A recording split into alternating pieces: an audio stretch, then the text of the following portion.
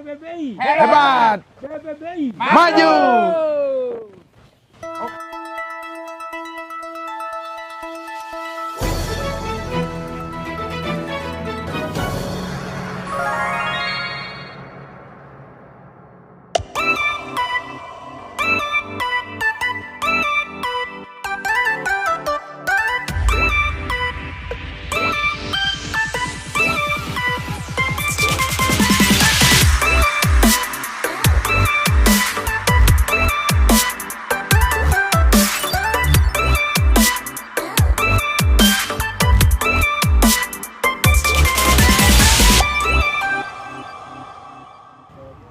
Halo sahabat bonsai, jumpa lagi dengan saya Ahmad Suka di channel YouTube Suka-Suka Lebih Bonsai.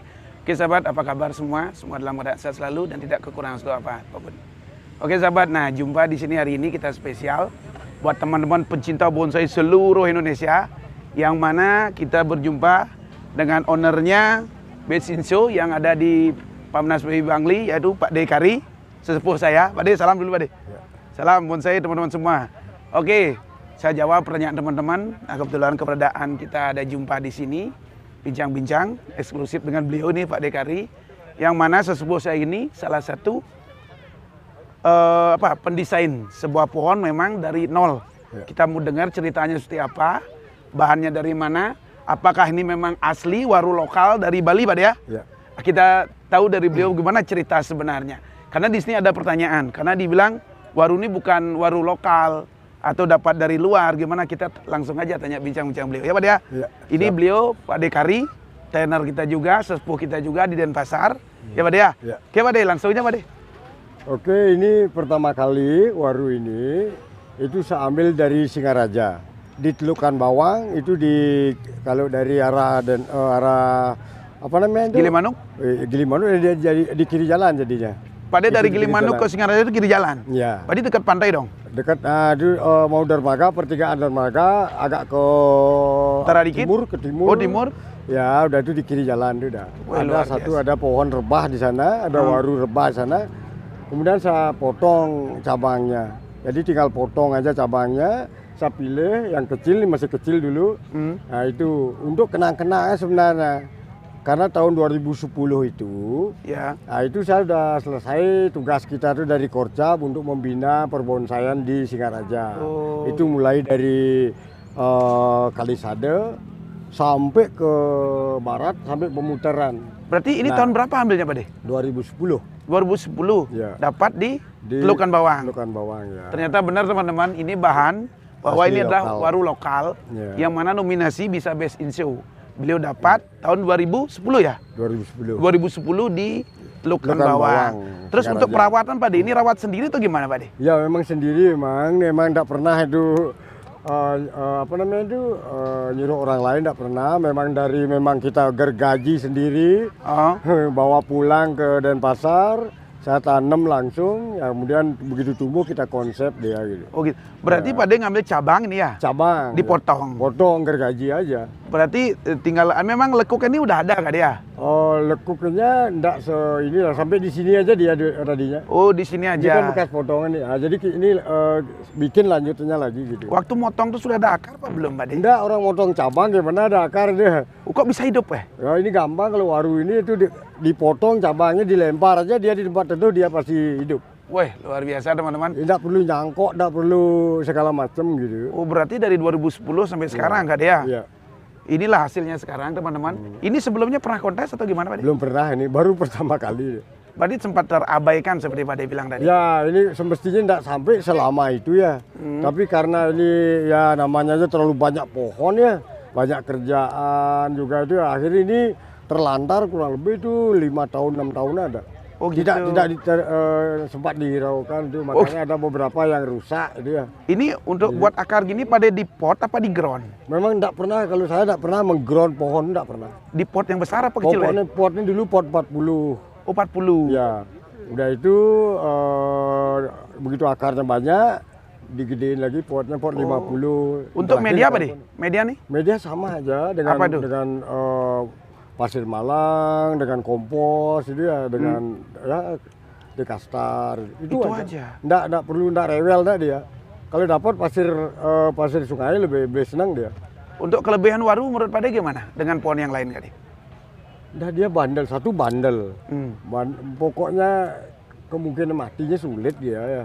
Gitu. Dan pembentukan yang lainnya itu enggak rewel dia itu. Oh, itu berarti begitu diterlantarkan aja dia tuh masih hidup ya.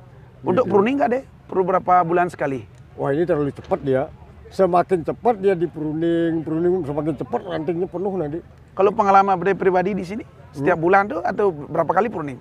Lihat kondisi daunnya aja itu, misalkan daunnya udah tua-tua dia pruning gitu. Mestinya gitu. kalau rajin pruning dia tuh semakin cepat ranting ini enggak sampai setahun lagi nih. Nanti rantingnya tambah rapat kalau rajin pruning nih. Luar biasa. Iya. Ini prosesnya semua Pak De kerjain sendiri. Iya. Ini ada nggak ini kendala dalam desain pohon ini selama Pak De kerjain? Enggak, hampir enggak ada. Kalau Hampir warung ada itu ya, enggak simpel aja ya. Hampir enggak ada. Cuman hati-hati di ini. Kalau ada potongan itu ya, apalagi potongan besar tuh ya, usahakan tutup benar-benar dia dengan tutup ini ya luka tuh ya. Obat luka tuh kalau enggak itu busuk dia. Oh gitu. Nah, itu berarti air waru bisa masuk ya? Iya, kelemahan waru di sana dia. Oh, teman-teman, jadi kalau ada luka, ini buat pengalaman teman-teman, ilmu lagi nih. Jadi pohon waru tuh motong seperti apapun bisa. Cuman di sini kalau ada potongan, berarti kan dia bekas luka. Betul-betul ditutup dengan obat salep kambium ya. Ya. Kalau semen bisa Pak De? Kalau nggak punya salep kambium? Yang penting air tidak masuk ke kayunya ya. Kalau semen pun bisa ya? Ya. Nanti yang jelas air nggak bisa masuk ya? Karena itu yang paling signifikan bisa. Dia rawan sekali, busuk. tapi walaupun dia tuh nanti dalamnya habis dia kayak pipa dia, tapi dia kuat hidup kok. Dengan kambium aja. Kuat dia? Ya, nanti ke dalam dah akarnya semua, diisi mos dalamnya itu nanti akarnya ke dalam dia semua. Oh, berarti program akalnya memang di pot semua ya? Tidak ada sampai ini ya? Enggak sempat di ground, enggak. Luar biasa. Untuk insek Pak De, mungkin bisa diceritakan untuk khusus pohon waru? Insek paling dia kena putih-putih itu kan sama, itu kan semuanya kutu putih itu. Pakai apa inseknya? Pakai kaliandra, itu aja sederhana aja. Oh, untuk 2 bulan sekali apa sebulan sekali? Wah ini lama sekali enggak pernah di ini ya. Oh gitu? Enggak pernah soalnya ini ya, pokoknya lihat kondisinya kalau udah dia agak gini, udah semprot gitu. Kalau idealnya sih sebulan sekali tembak, begitu kita pruning, tembak kaliandra. Oh gitu. Berarti habis pruning tuh semprot kaliandra. Tujuannya untuk biar nggak protek dia tuh biar nggak. Biasa itu aja penyakit aja lemahnya cuma satu aja, kutu putih itu yang nyerang sancang dulu. Oh gitu. Tapi kalau ini diserang kutu putih biar full ini tidak akan mati, tidak akan mati. Nah itu hebatnya. Itu hebatnya waru ya. Nanti bang pohon yang lain pasti mati kan? Sancang berapa kena itu udah kena kutu putih itu, tahunya mati rantingnya kan. Ya. Tapi kalau waru itu saya lihat dia disenangi sekali sama kutu putih itu. Tapi nggak mati kan dia? Nggak mati dia. Luar biasa teman-teman. Tinggal dipruning aja atau semprot air aja, kutu putihnya terbang, dia ini sehat lagi. Oh, berarti tinggal rajin pruning nggak dia? Ya. Nah, untuk perawatan batang Pak De, ada nggak tip khusus? Nggak ada. Nggak ada? Nggak ada. Biasa aja ya? Paling ya kalau mau dia kelihatan biar ini, ya sikati, biar nggak lumutan atau nggak hitam gitu kan. Iya. Itu kan nggak. Nah, sekarang nih, dengan ini kan pohon udah jadi nih. Berapa bulan sekali Pak De ganti media? Nah, kalau waru sebenarnya sedikit rakus dia. Kalau bisa ya setahun itu ganti. Atau 6 bulan? 5 bulan. Usah, terlalu cepat ya? Terlalu cepat. Tapi kalau ini dia sudah mulai jadi nanti ya, udah tambah rapat nantinya, justru interval ganti media dikurangi. Oh gitu. Dari setahun mungkin nanti 2-3 tahun sekali dia. Semakin lama semakin banyak nanti dikurangi ininya. Interval gantinya. Kalau akar penuh nih Pak De, nggak ada pengaruh untuk ranting ini? Nggak, makanya kita tinggal doping dia dengan pupuk. Doping dia dengan pupuk akar sama pupuk daun. Pupuk daun pakai apa Pak De? Pakai ya kadang-kadang mikro, kadang-kadang pakai atonik itu aja. Atonik semprot ya. Ya. Terus kalau pakai biojos juga. Wah luar biasa biojos. Daunnya tambah nanti tambah ngejos lagi. Tua hijaunya nanti. Untuk saat ganti media Pak De, perlu pemotongan akar nggak? Kalau memang ganti media itu potong dikit dia. Nggak banyak ya? Yang kalau perlu yang besar-besar dipotong. Oh, bukan yang kecil? Serabutnya. Oh justru kebalik nih ya? Iya. Karena apa? Pohon yang sudah jadi dengan ranting yang udah penuh, itu identik dia nanti dengan akar serabut. Kalau kita remaja kan akarnya nanti akar baru ini yang tumbuh ini ngejos lagi kan. nanti di sini akan hancur lagi dia. Berarti kan nggak perlu motong akar, cuma besar-besar dipotong ya? Ya besar-besar usahakan dipotong tuh. Artinya dikurangi meremajakan akar untuk mempertahankan ranting. Wih, luar biasa teman-teman, dapat ilmu lagi. Jadi, kita tanya lebih dalam contoh, lagi. Jadi Amplas Legend itu ya, Ya. dari saya pegang sampai pindah tangan kedua itu 21 tahun baru saya ganti medianya. Wush, luar biasa. Jadi kita tanya lebih mendalam teman. Selama Pak De berkarya bonsai ini udah berapa tahun Pak De? Startan tahun 80. 80 teman-teman. Beliau ini sudah menjadi seorang trainer. Jadi mengerjakan sendiri, cari sendiri gitu. Untuk saat ini Pak De punya pohon, udah besinso itu berapa kali hasil karya sendiri? Wah itu kan udah pindah tangan, bukan koleksi lagi ya, tapi itu kan kayak Amplas Legendnya. Apa Legend dari Kak Ade juga ya? Itu tahun 84 bikin itu. Ya, luar biasa dari Kintamani itu. Oh, dari Kintamani? Ya. Jadi punya dua histori yang luar biasa ini. Pak De-nya di Bali ada Amplas The Legend, yang mana udah berprestasi. Itu hasil karyanya beliau dapat mungut dulu di Kintamani. Ini kebetulan di Bangli ini. Jadi sebuah pohon Amplas tahun 84 ada ya. Dan ini dari Singaraja, yang mana beliau rawat dari nol sampai jadi. Ini sebuah inspirasi beliau ini, sebuah motivator dan panutan. Saya salut dengan beliau karena memang benar beliau lah yang betul-betul mendesain nyata ada karyanya dan sudah berprestasi. Beberapa prestasi memang udah besin sekali. Mungkin ada yang disampaikan di mau saya tambahkan sedikit biar nanti terpotong tadi ya. Kenapa kita semakin jadi pohon itu semakin kita kurangi interval penggantian media. Ini kan penting nanti biar enggak teman-teman tuh wah kalau gitu kan pohon rusak.